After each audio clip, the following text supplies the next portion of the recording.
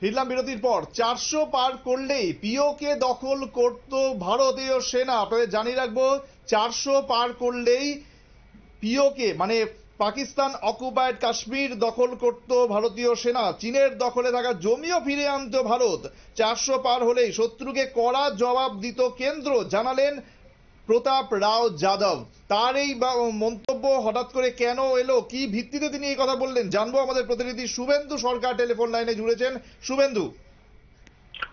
একেবারে সুমন্ত, লোকসভার ঠিক আগে 400 পারের ন্যারেটিভ গোটা দেশে ছড়িয়েছিল এবং বিজেপির নেতারা কিন্তু প্রত্যেক নির্বাচনী ভাষণে এই 400 পারের ন্যারেটিভটাকেই সামনে রেখেছিল।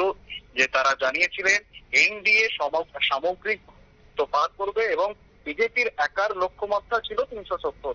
তবে এর পাশাপাশি বেশ কিছু উক্তি কিন্তু বিজেপি নেতাদের মুখে শোনা গিয়েছিল যে 400 পার হলে কি হতে পারে, এবং এই নিয়ে একটা জল্পনা তৈরি হয়েছিল যে পুরোটাই খোলসা করে কোন নেতা বলেননি যে 400 পার হলে ঠিক কি হবে। সে কারণে একটা জল্পনা থেকে গিয়েছিল। অবশেষে সেই জল্পনার অবসান হয়েছে বলে অনেকেই মনে করছেন।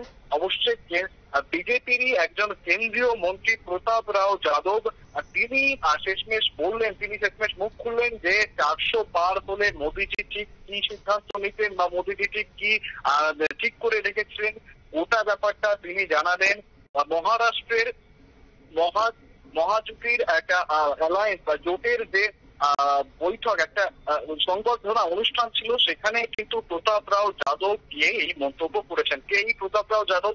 তিনি বিজেপির কেন্দ্রীয় মন্ত্রী, minister of state for Ayush and public health and family welfare, অর্থাৎ জনস্বাস্থ্য এবং সমাজ কল্যাণ অর্থাৎ পরিবার কল্যাণ দপ্তরের মন্ত্রী।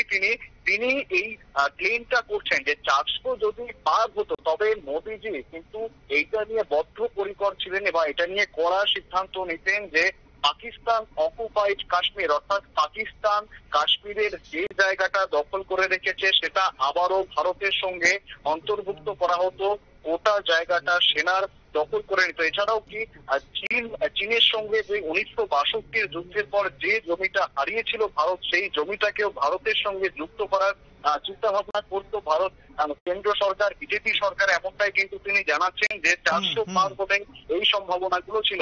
সুমন্ত, একেবারে অনেক ধন্যবাদ শুভেন্দু তোমাকে। শুভেন্দু সরকার আমাদের প্রতিনিধি, তার সঙ্গে টেলিফোন লাইনে কথা বলছিলাম। অর্থাৎ কেন্দ্রীয় মন্ত্রী প্রতাপ রাও যাদবের একটি মন্তব্য, সেটা কিন্তু আবার নতুন করে বিভিন্ন বিতর্ক সৃষ্টি করেছে। বিরোধীদের কাছে আরো একটি ইস্যু এসে গেছে সেই বিষয়ে তাদের মতামত রাখার। নিচে আরো একটি ছোট্ট বিরতি, সঙ্গে থাকুন।